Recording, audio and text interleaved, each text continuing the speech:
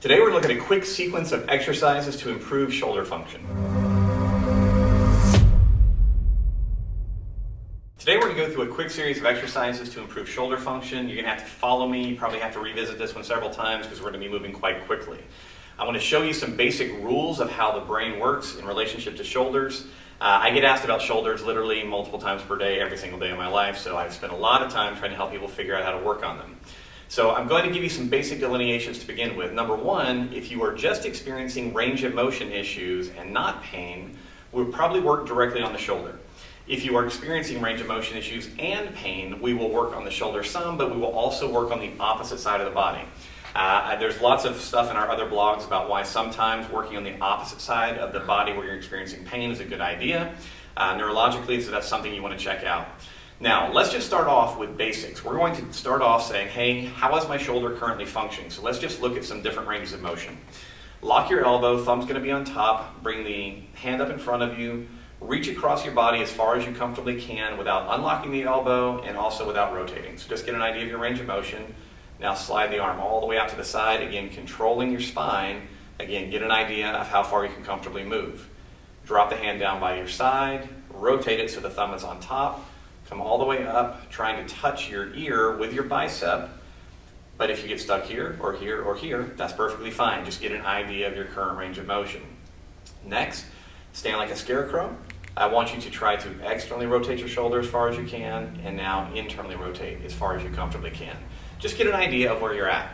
Now, having done all that, remember, we're going to say right now that this shoulder is not painful, but is instead just kind of sticky, and I'm trying to prepare it for some pull-ups or some push-ups or something I'm going to do with weights. Now, the first thing that we're going to do is use a basic rule of neurology, which is sensory before motor. Very often, your brain needs to know where things are in space before it will allow you to move it freely. So we're just going to take about 20 or 30 seconds and rub the shoulder, all right? You want to get all the way up onto your trap, front of the shoulder, back of the arm, and I recommend also getting down into your elbow, down into your wrist. Just make sure that you're rubbing the skin three-dimensionally. This is not supposed to be painful. You just want to be thinking about what are you feeling there. All right, so give it about 10 more seconds. All right, now having done all that, shake it out. We're going to revisit our range of motion. So arm out in front, control the chest. See if you can go a little bit further. I got a little bit more cross-body range of motion. Definitely a little bit more horizontal abduction. Now back down here, thumb on top. Come up, see if that's increased the freedom of movement, and recheck your external and internal range of motion. So in my particular case, a little bit of sensory, really good. My brain says, hey, I know where your shoulder is now. I'll give you a little more freedom. So one of the things you want to remind yourself of is this. If you always have better range of motion and strength after a little bit of sensory work, make that a part of your regular routine. Before you're going to do anything heavy, any other exercises, make sure that your brain knows where things are by giving it a little skin stim. The next thing we want to look at now is motor priming. The way that we're going to do this is we're going to use what are called nerve glides. Now, we've talked about a lot of these in previous blogs. I want to make sure I go through the basics with you. What we're going to be doing is putting tension on specific nerves, utilizing specific body positions. The nerves that we're going to be tensioning are specific to shoulder movement, shoulder activity.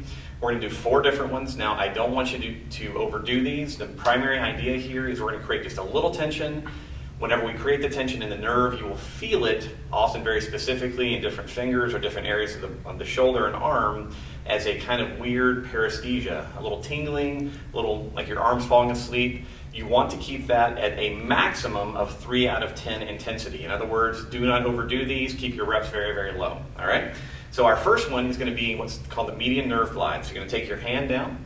I want you to open your hand and fingers, pull your wrist back into extension, lock your elbow. Now from the shoulder, turn to the outside.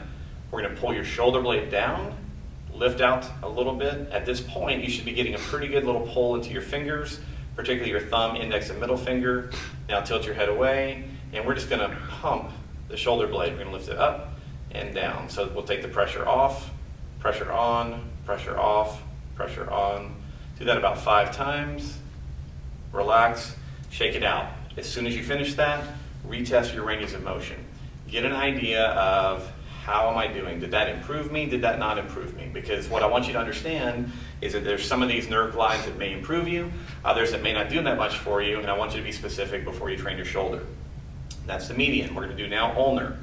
All right, we'll begin our setup the same way. Spread the fingers, pull the wrist into extension. Now, flex your elbow nice and tight. When I say tight, kind of tighten up your bicep a little bit.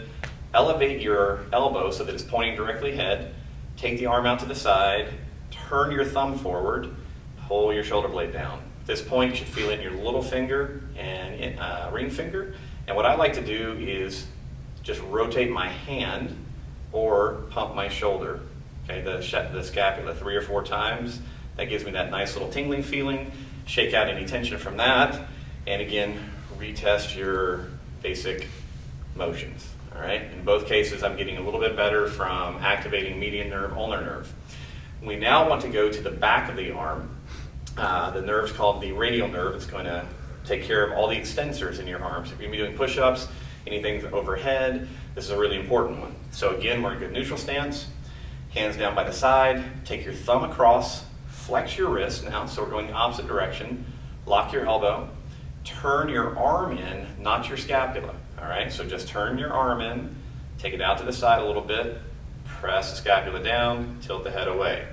You'll feel this one typically through your tricep and your forearm. So in this position, once we have it, we'll use the scapula again. So we take the tension off, put it on, off, on, off, on. You have to maintain all the different positions at the same time, otherwise it doesn't work. You can also do a few little shoulder circles. And I also like to add in some flexion and extension of the elbow. Shake that out, and what do? We retest. Bam. All right, so things are moving really well for me now. Obviously, radial is my best choice so far. Very common, actually. In many cases, anytime people do a lot of strength work, we'll find that radial nerve needs quite a bit of flossing through the tissue. Our last one then is going to be for our biceps.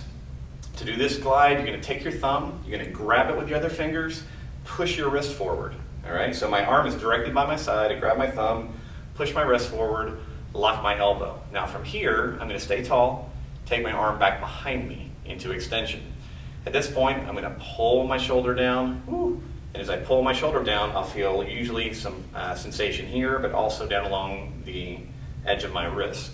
So once I'm in that position, I have that pulled down. Again, I'm just going to pump my scapula. 1, 2, 3, 4. I can also tilt my head away a few times. Again, aiming for 3 out of 10 tension.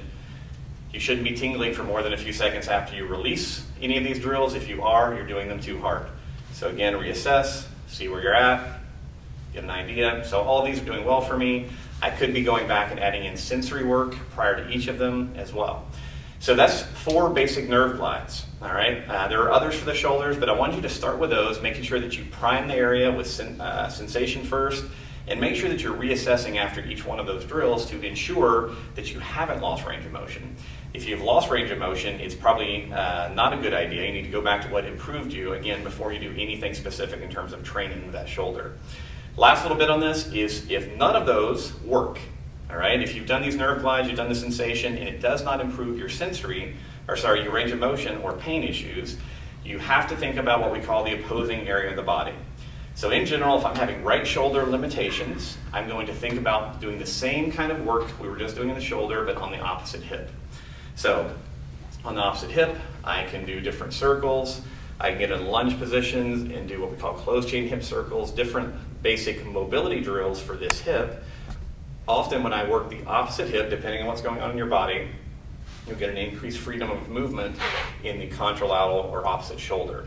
If that is unusual or new to you, there's, like I said, you need to go back and look at some of the previous blogs on that.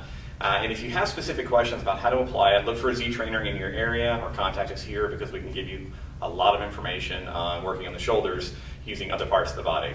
So I hope that you've enjoyed this. If you have questions, please let me know. I told you I was going to go fast, but I wanted to make sure that you had a good overview of basic ways to prepare the body to go out and do different fitness things or sports. So remember, sensory before motor.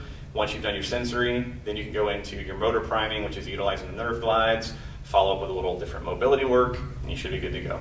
Thanks. Exercise. Let me shoot all that again. That's stupid. I'm moving. I smell wet. All right, just shut up. Stop talking. We didn't. You're just throwing words in now. And we didn't say ACM last. We said ACM, but not. I didn't say ACM. I didn't use that. That's what occurred to me.